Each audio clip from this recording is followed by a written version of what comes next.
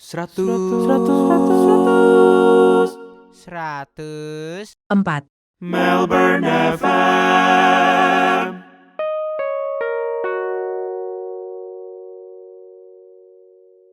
Wih, seru nih podcast hari ini ditemenin siapa nih? Ditemenin gua Daud Wih, dan lu Rafael. abang drummer. Iya. Wih, mantap. Kalau mau lihat Bang Daud ngedrum, datang ke BIC. Iya. Bethany International Church Melbourne. Ibadahnya jam berapa aja? 8.30 sama 11. Jam 11. Pastikan kalian datang dan pasti kalian akan terberkati ya. Luar biasa. Apa kabar Bang, by the way? Puji Tuhan baik. Gimana Rafael kabar? Puji Tuhan, baik-baik. Di hari yang sangat membahagiakan ini, Hari yang Fitri. dari yang Fitri ini. Bener nih, tapi memang Oh, iya. mungkin gua upload ini di itu kali ya. Tapi bener sih, hari ini gue pengen podcast ngebahas tentang simple banget. Kayaknya ini simple banget, tapi essential dan mungkin orang sering lupa ibaratnya ya. Kayak gue pengen ngebahas tentang pengampunan. Oh ya, pengampunan. Kenapa gue kepikiran bikin podcast ini? Karena cerita gak ya? Cerita lah. Ini tuh konyol, tetapi buktinya Tuhan bisa memakai segala cara untuk mengingatkan kita. Gitu. Betul.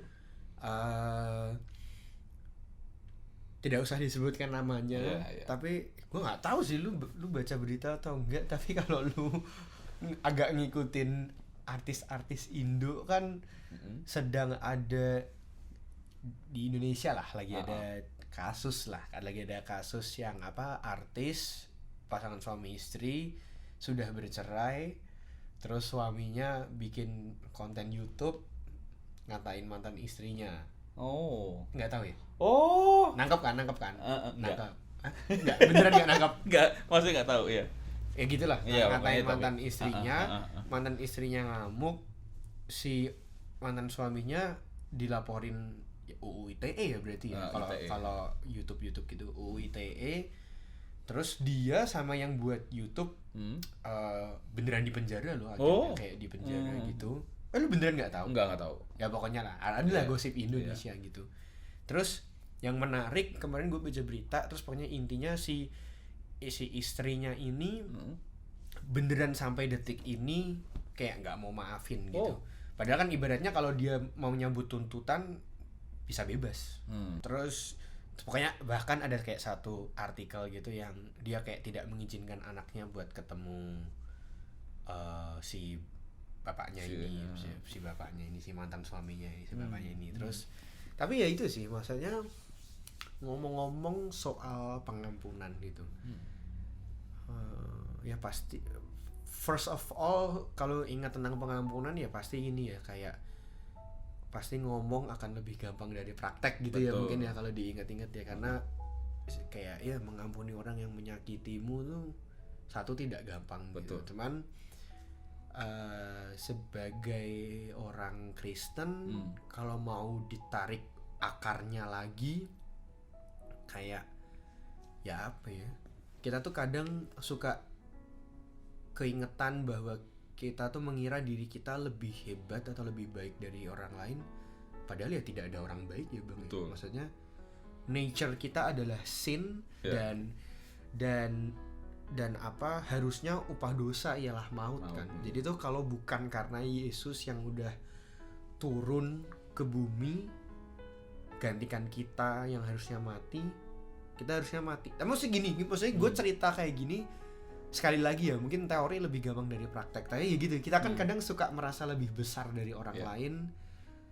Makanya kenapa sih kita nggak mau mengampuni? Mungkin pertanyaannya itu dulu. Itu kan pasti gara-gara kita merasa lebih besar dari, lebih benar dari orang lain. Ya nggak sih Bang? Dan kayak gini, kita nggak mengampuni karena kita merasa tersakiti dan kita merasa kita lebih benar dari orang itu, dan merasa ego kita kayak digoncang. Dan padahal mesti gini, seringkali orang melakukan kesalahan tapi mereka nggak sadar kalau mereka salah, dan kita merasa kita benar dan kita merasa kita disakiti terus. Kayak gitu. Jadi kita nggak mau mengampuni karena memang lah gue benar, ya kan, ngapain gue mesti ngampunin orang itu, orang jelas dia salah gitu kan. Tapi kalau bicara tentang pengampunan, ini gue dapat nih di sini Coba lihat nanti ayatnya di mana. Kemudian datanglah Petrus dan berkata kepada Yesus, "Tuhan, sampai berapa kali aku harus mengampuni saudaraku jika ia berbuat dosa terhadap aku? Sampai 7 kali?" Nah, terus Yesus berkata kepadanya, "Bukan, aku berkata kepadamu bukan sampai 7 kali, melainkan sampai 70 kali 7 kali dalam sehari." Nah, jadi 70 kali 7. Di sini lihat nih. Melainkan sampai 70 kali 7. Oh, 70 kali 7 untuk satu hari. Jadi kayak kesannya gini, kalau gue udah mengampuni orang yang sama atau orang lain selama 70 kali 7 dalam sehari, habis itu gue baru boleh melakukan hal yang lain atau melakukan pembalasan. Pembalasan adalah milik gue. Cuma maksudnya di sini kan kayak gini, kayak Tuhan ngasih hal yang mungkin kelihatannya kayak nggak make sense, tapi buat kayak negor. Lo bisa nggak ngampunin orang 70 kali 7 dalam satu hari? Gitu. Jadi kan nggak mungkin kan? Gitu. Jadi lebih maksudnya Tuhan mau ngajarin sebanyak apapun itu kita harus selalu mengampuni gitu. Jadi kita nggak boleh kayak holding grudge kayak atau kita nyimpan kemarahan terhadap orang lain tuh lama-lama. Dan Tuhan juga bilang kan kalau ada orang bersalah sama kita, sebelum kita berdoa itu kita harus pemberesan sebelum matahari terbenam kan. Jadi kalau bicara pengampunan memang bukan hal yang mudah, dan apalagi di Alkitab dan kita nih ya sebagai orang Kristen, Tuhan ingatkan untuk kita harus mengampuni orang lain itu 70 kali 7 dalam satu hari. Kalau gue waktu itu pernah dengar satu khotbah menarik sih, kayak dia bilang kayak ya oke lah lu mengampunin 70 kali 7 490 berarti kan. Tapi bener ya kayak si khotbahnya bilang kayak tapi bener ya lu beneran 490 ya. Yang to the point bahwa kalau lu lupa itu yang keberapa, ya berarti lu harus ngulang dari nol. Kan gitu. Sebenarnya itu cuman jokes, tapi maksudnya iya kan kayak ya kali lu ngitungin gitu.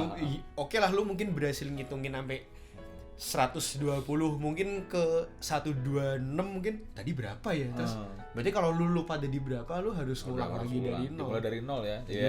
Kayak suatu iklan.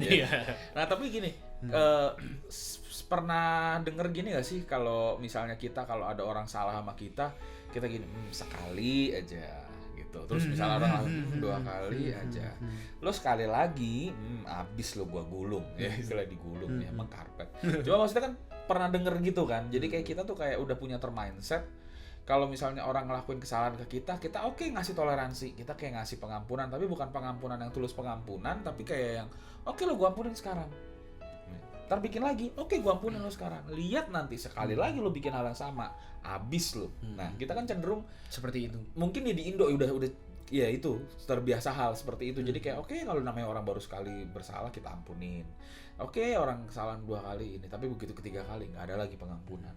Padahal itu kan bertolak belakang kalau bicara tentang Padahal itu baru 3 kali. Iya, baru 3 kali. Tapi kan itu yang saya sering seperti itu sebenarnya.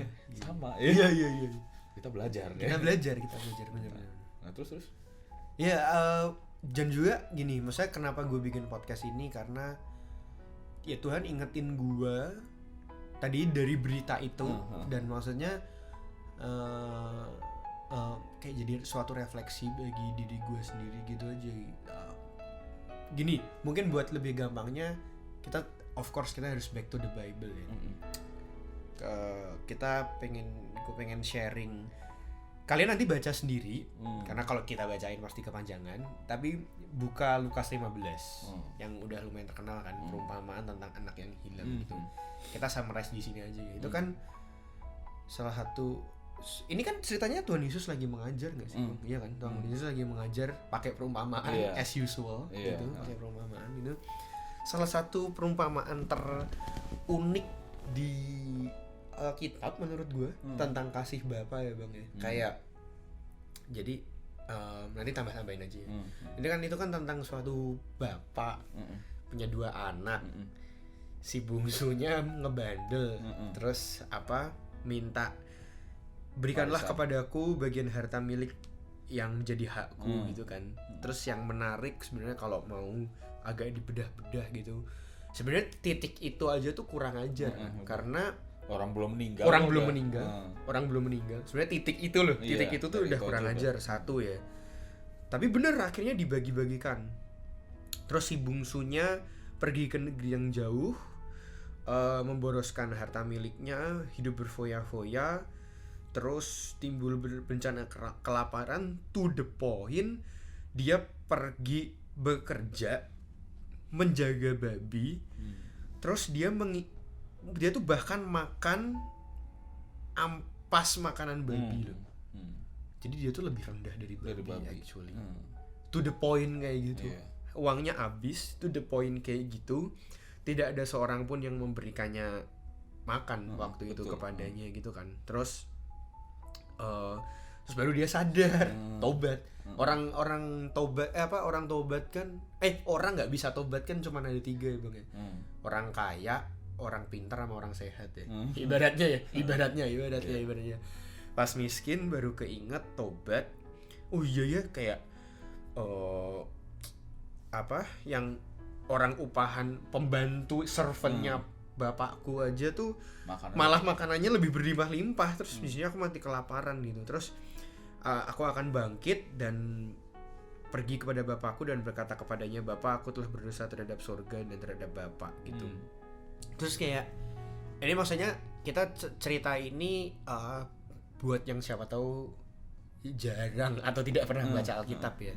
Terus jadi di cerita itu di perumpamaan itu Tuhan Yesus bilang kayak si anak bungsu ini datang dan maksudnya apa ya, kalau dibedah tuh kayak menarik banget lah. Kayak kalau sekarang kalau kita pakai akal manusia ya Bang ya. Kalau bapaknya mau marah ya sangat berhak kan. Iya. Ya sangat berhak. Ya boleh-boleh aja. Dan orang bisa aja sopan juga. Bisa aja udah enggak dianggap anak kan karena udah bisa aja kan. Orang bisa belum mati kok udah minta warisan. Iya gitu. Dan tapi yang menarik kayak di sini ketika ia masih jauh loh. Ketika ia masih jauh, ayahnya telah melihatnya lalu tergeraklah hatinya oleh belas kasihan. Ayahnya tuh lari gitu. Lari, dirangkul dan menciumi dia gitu. Terus dia bilang kan, aku telah berdosa terhadap surga dan terhadap Bapa. Aku gak layak lagi disebutkan anak Bapa gitu. Tetapi ayah itu berkata kepada hamba-hambanya. Lucu gak sih? Kayak bapaknya kayak bodo amat lu ngomong apa gitu. Tapi lu anak gue, lu udah pulang. Ini lucu banget loh.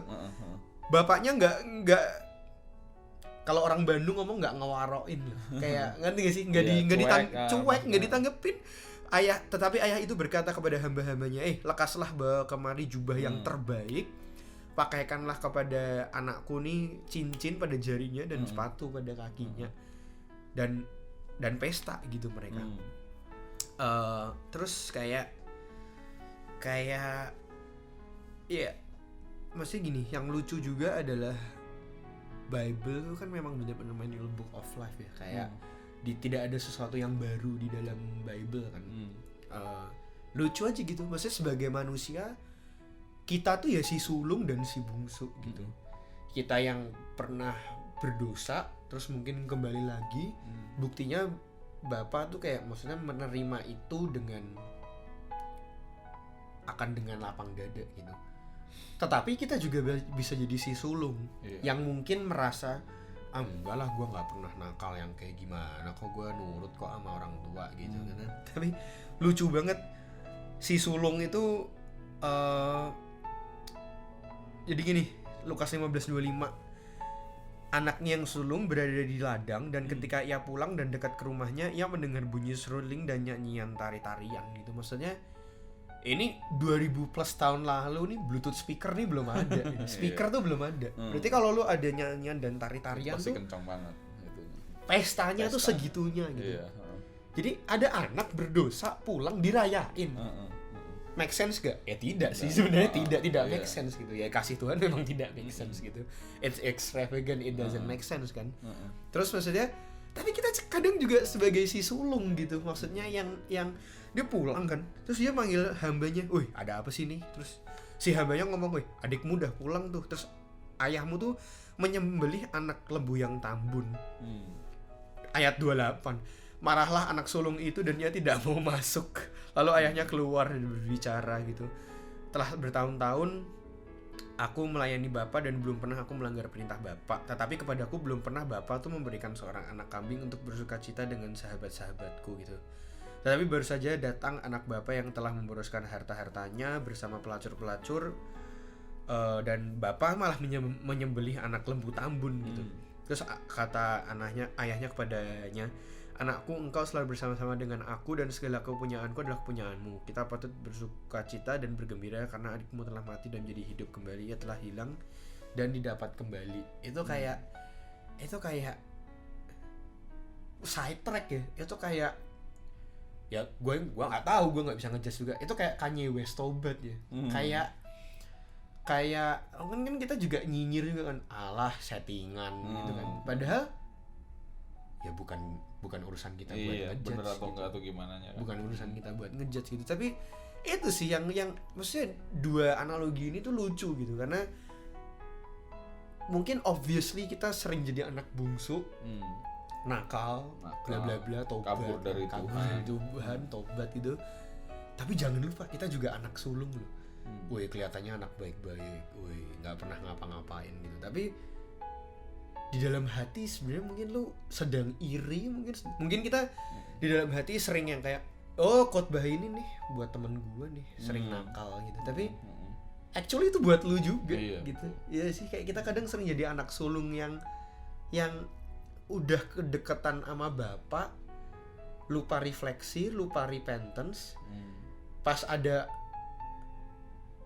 ada temen lu yang dulu lu narkoba bareng gitu misalnya, tiba-tiba lu lihat dia ke gereja, kayak ngapain nih orang, kayak lupa diri sendiri juga gitu. Kayak maksudnya ibadahnya kayak nggak pantas lu, maksud padahal kan kita kan harusnya bukan sebagai orang yang bagian untuk pantas nggak pantas orang tuh boleh kembali ke Tuhan atau enggak gitu. Ya gue juga ngelihatnya gini, kalau kayak kita sebagai anak pertama, kayak kalau aktivitas misalnya kita di gereja gitu udah melayani terus aktif, merasa bener ya, merasa udah bener, semua hidup fine aja, tiba-tiba datang orang yang dia ini punya latar belakang atau sering ngelakuin hal yang buruk lah. Terus kok bisa tiba-tiba orang ini dikasih banyak kesempatan di gereja, padahal kalau mau ngomongin standar, orang ini nggak memenuhi standar gitu. Dan kita yang udah selalu menjaga standar, tapi kok orang ini misalnya diajak makan sama pendeta, atau enggak malah mungkin diajak jalan-jalan gitu lah. Giliran kita yang udah setia di sini kok malah yang udah setia pelayanan malah nggak pernah diajak jalan-jalan. Giliran orang ini kok malah diajak jalan-jalan gitu. Kita cuma melihatnya dari esensi. Berarti kita kalau melakukan segala sesuatunya itu bukan karena emang tulus, ya kan? Karena ada maunya. Karena itu menarik banget sih. Karena ketika ada orang lain yang datang, yang maksudnya orang lain itu harusnya kita anggap kayak anak bungsu yang bertobat, tapi kita malah ngeliatnya jadi kayak rival, jadi kayak saingan kita. Seru banget, maksudnya gila sih, Bible itu memang benar-benar satu. Ya itu satu. Itu satu tentang pengampunan kan. Terus itu gue sambungin ke Matius 18. Kita bacain aja ya, perumpamaan tentang pengampunan ya, topik hari ini sih. Maksudnya tadi itu kayak sebuah gambaran bahwa kita yang berdosa ya, kalau kita mau kembali padanya, Tuhan tuh lari kejar lu, lu dipakein jubah yang baru, lu dipestain gitu. Bahwa pengampunan itu kayak ya memang benar adanya gitu. Tapi terus gue mungkin sok-sok nyambunginya pas kita nih udah jadi si anak bungsu nih. Oke lah, tobat, pelayanan 2-3 tahun, lahir baru ceritanya. Kadang-kadang kita juga bisa lupa untuk mengampuni orang lain. Tadi kan balik lagi kan, kayak kita merasa benar, padahal ya tidak juga sih. Lu juga dulu pernah berdosa. Iya, kita dibenarkan bukan karena kita benar gitu, dibenarkan oleh kasih karunia lagi. Grace, gracia itu kan gratis kan. Terus perumpamaan yang Matius 18 ini juga seru banget sih. Yang 70 kali ya. 18:23, sebab hal kerajaan surga seumpama seorang raja yang hendak mengadakan perhitungan dengan hamba-hambanya gitu. Jadi ceritanya tuh ada raja itu tuh utang ke dia. Jadi Bang Daud utang ke gua 10.000 talenta. Terus tidak mampu melunaskan hutang-hutangnya, lalu raja itu mintakan supaya dijual beserta anak istrinya dan segala miliknya untuk membayar hutang. Tapi terus si hambanya ini menyembah dan tergeraklah hati raja. Tadi 10.000 ya, 10.000, lalu membebaskannya dan menghapuskan hutangnya. Tetapi ketika hamba itu keluar, pas lu keluar gitu, ada yang utang sama lu 100 dinar. Berarti 100 kali kan? Berarti ya kalau ngomong duit ya berarti lu utang gue $10.000, gue ampunin semua. Terus tiba-tiba ada yang utang 100 dinar, dikejar-kejar gitu. Itu kayak ya itu wow, itu perumpamaan yang wow juga sih.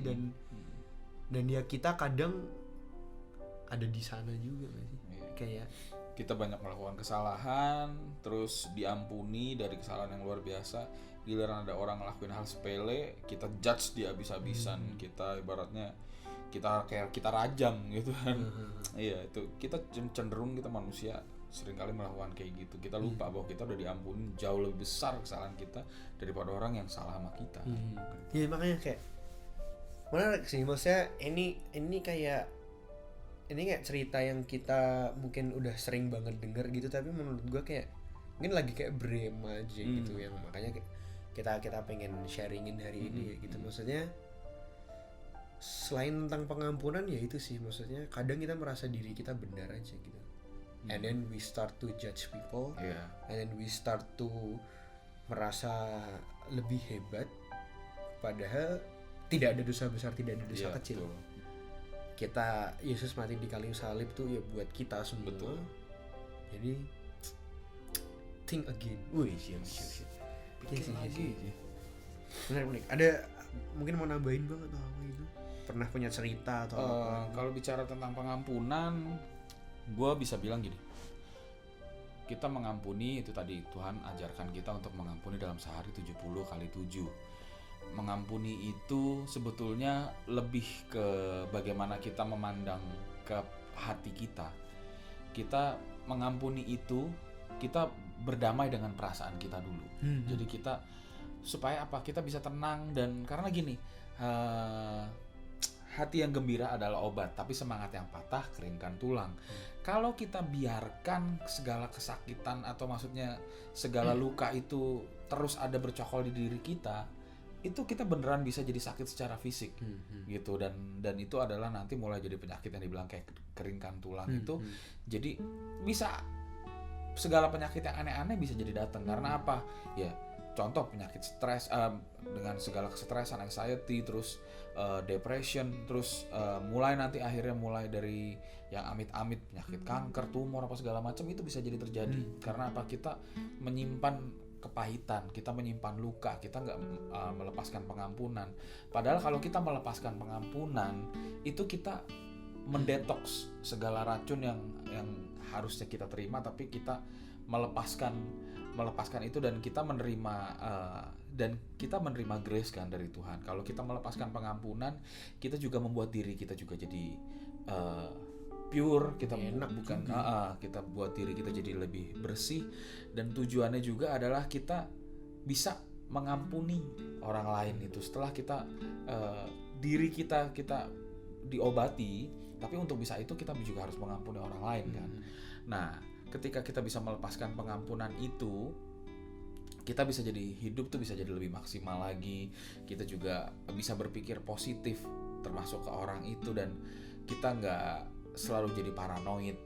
Dan kalau bicara tentang pengampunan ini, mungkin kalau untuk usia-usia pelajar atau mungkin usia yang belum married, selalu ingatnya kekecewaan yang dialami, yang mereka terima dari orang tua, atau mungkin kecewa nggak bisa mengampuni mantan, karena apa, diselingkuhin akhirnya putus, terus juga atau bisa juga kecewa sama adik atau sama kakak, terus nggak bisa melepaskan pengampunan sama orang yang harusnya misalnya gini, harusnya tugas ini kita misalnya student, kita ngumpulin tugas duluan, tapi kita pinjemin tugas kita, salah juga misalnya kita bantuin temen, temen itu malah ngumpulin duluan, terus akhirnya malah dia yang jadi lebih bagus dan kita bikin fail, dan kita begitu kita mau ulang lagi tetap digagalin lagi. Wah, gue nggak bisa ampunin ini orang kayak begini karena ngelakuin kesalahan kayak gitu. Tapi kalau misalnya kita melepaskan pengampunan, itu kita membersihkan diri kita dari akar pahit, ya kan? Nah, kalau kita bicara melepaskan pengampunan, terus kita juga misalnya kesalahan-kesalahan yang orang tua buat di masa lalu, itu bikin kita bisa menjalani hari itu jadi lebih baik lagi, dan hal-hal yang di otak kita tuh jadinya nggak negatif doang, tapi kita bisa jadi memaknainya bisa jadi lebih positif, dan bukan karena harus positif, bukan, tapi karena kita udah melepaskan segala hal yang negatif, melepaskan segala toksin atau racun, dan kita izinkan untuk Tuhan mengobati kita, untuk mengobati hati kita, untuk kita speak blessing, kita melepaskan berkat, dan kita juga bisa menjadi berkat buat orang lain, bahkan kita juga bisa jadi berkat untuk orang yang menyakiti kita. Itu sih yang gue bisa maknain. Iya ya, dan yang orang sering lupa dan agak bahaya yang tadi lu bilang masalah apa, hati yang gembira kan. Hati yang gembira. Karena itu tadi gue diingetin, pengampunan tuh jangan sampai yang, ini netizen sih nggak bisa lihat kita ya, tapi misalnya jangan sampai lu misalnya pengampunan nih, salaman sama orang terus kayak salaman. Dah. Maksudnya, takutnya lu bilang dalam tanda kutip lu bilang lu pengampunan padahal cuman di mulut. Kayak nggak dihitung sama Tuhan. Ibaratnya gitu nggak sih? Kayak nggak dihitung. Maksudnya dan jujur ya, waktu gue, jadi John Piper pernah nulis gitu, dan jujur gue waktu baca juga kayak susah juga nih kayaknya, kayak pengampunan tuh kayak bener-bener you pray for them gitu. Maksudnya bener. Hati-hati. Jadi gini, pengampunan beda dengan udah nggak kontakan lagi. Mati. Iya kan, kadang-kadang mungkin kita udah damai belum? Ya udah nggak kontakan lagi sih, kayak B aja. Kalau kata-kata zaman sekarang B aja. Gitu. Nah, tapi kalau bahasa lainnya adalah apa? Kita menghindari konflik. Exactly. Padahal bukan benar-benar mengampuni, makanya kan, itu kan jadi sesuatu yang malah sebetulnya kalau kayak begitu kita menganggap itu lumrah, dan padahal di lain sisi kalau mau dibilang itu nggak lumrah, dan gini, kita udah mulai mengignore itu orang. Iya. Kita udah anggap orang itu nggak ada. Malah itu kan kita jadi kayak, maaf kata, jadi kayak doain orang itu mati. Iya. Karena kan maksudnya gini, sebelumnya orang itu punya peran penting mungkin, atau mungkin kita nyaman dengan orang itu, kita dekat dengan orang itu, tapi ketika kita disakitin dan kita bilang, oke, gue lepaskan pengampunan, tapi gue nggak mau dekat lagi sama orang itu, gue nggak mau. Sebetulnya itu nggak mengampuni, cuma karena emang mau menghindari konflik aja. Bener. Dan gue nggak mau disakitin sama lu lagi dengan adanya kehadiran lu gitu. Oke, gue udah pilih untuk mengampuni. Kalau gue sok-sokan nyambungin sama Lukas tadi, itu deh, bapaknya kalau misal mau, jadi bapaknya kan punya so many option kan. Kalau mau nolak ya berhak, atau mungkin kalau mau nerima tapi status lu bukan anak, lu jadi pembantu di sini. Bisa. Itu sebenarnya anaknya juga harusnya udah tahu bersyukur gitu. Kan dia kan pembantu, hamba rumah bapakku malah makannya lebih enak. Jadi kayak ya itu tadi ya. Tapi gila dipestain loh. Itu tuh maksudnya memang. Dan gini, kalau ada unsur-unsur, kalau nggak cuma masalah dipestain. Bapaknya ngasih jubah yang terbaik dan ngasih apa? Cincin. Cincin itu kalau zaman itu kan bicara apa? Lambang kekuasaan.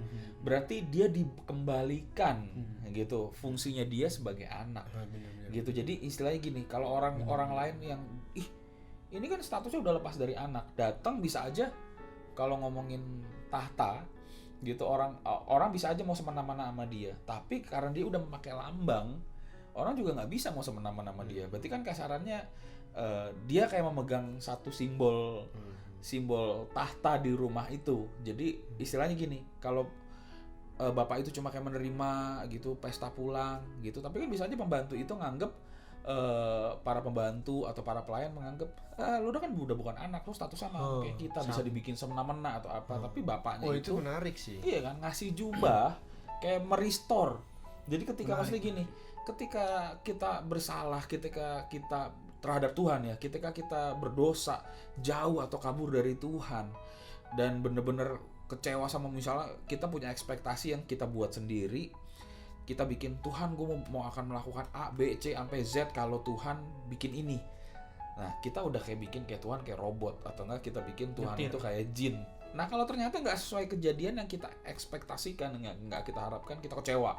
Tuhan gue nggak mau lagi nyembah lu karena lu nggak mengabulkan permintaan gue, nggak ngasih gue jodoh, nggak ngasih gue pekerjaan, ini itu semua segala macam, kabur.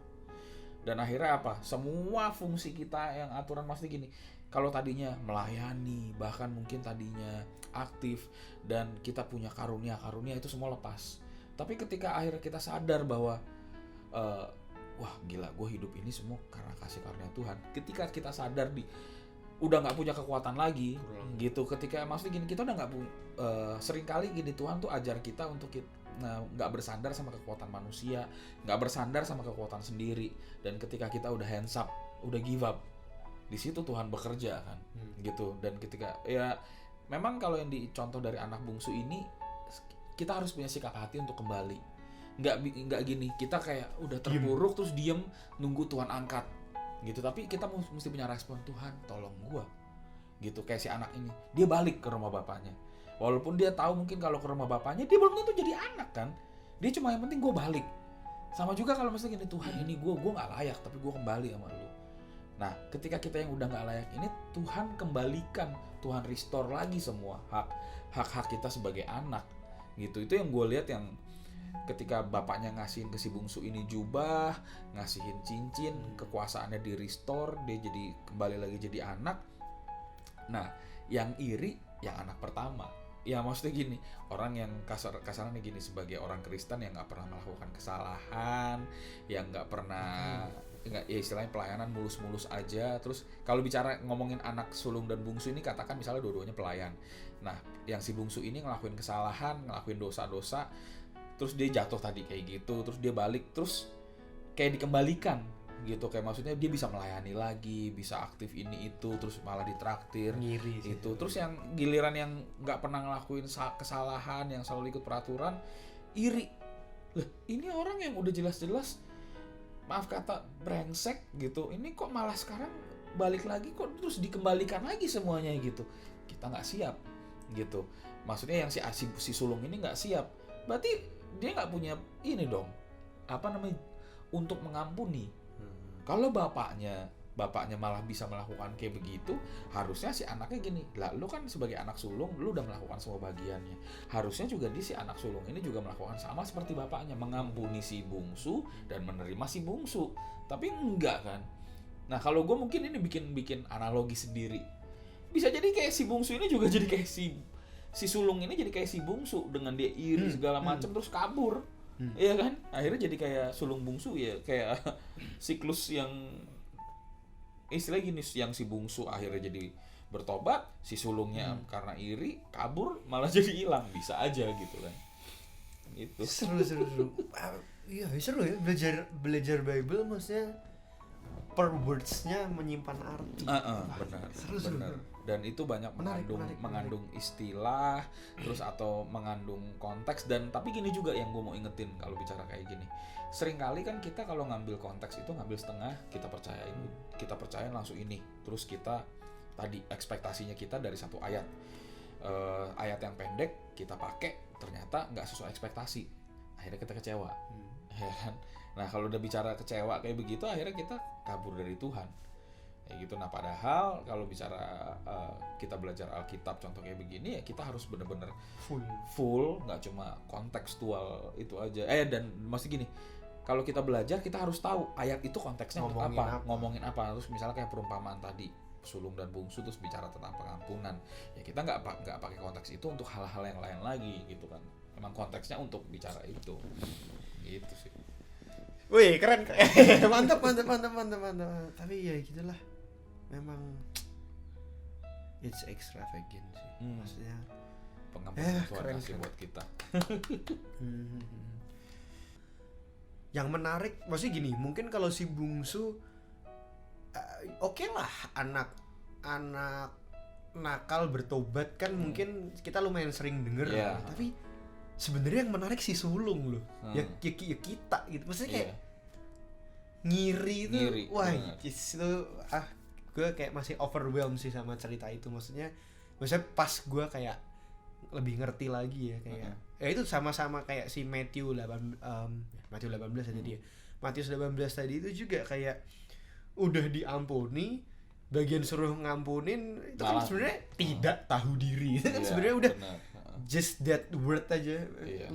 Kadang kita memang menjadi manusia tidak tahu diri kan, bahwa merasa lebih benar dan gitu. Ya gue juga kadang merasa lebih benar juga sih. Dan ini juga bisa juga untuk jadi pengingat untuk kita gitu kan. Maksudnya kita fine aja, kita mungkin ya bersosialisasi dengan kerukunan yang kita jalin, atau maksudnya benar-benar bonding yang kita jalin dengan teman-teman di FA atau mungkin teman-teman pelayanan gitu.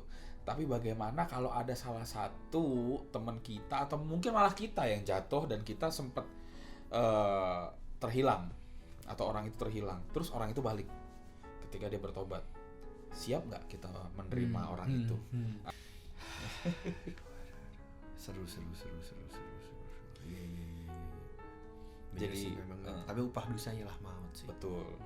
Makanya kalau kita mungkin kita ngebahas ini ya, tips mengampuni atau yang gue bisa lihat di sini mengenai tips mengampuni adalah seperti yang gue tadi udah sempat mention di awal. Kita berdoa untuk diri kita dulu, minta hati kita dipulihkan. Berdoa tuh penting sih. Berdoa itu penting banget, dan maksudnya gini, Tuhan, gue nggak sanggup melepaskan pengampunan. Harus akuin jujur. Tuhan, gue kalau mau secara kedagingan pengen gue bunuh itu orang kalau dia mengkhianati gue atau jujur. Iyalah kan, jujur. Kesel. Itu dia.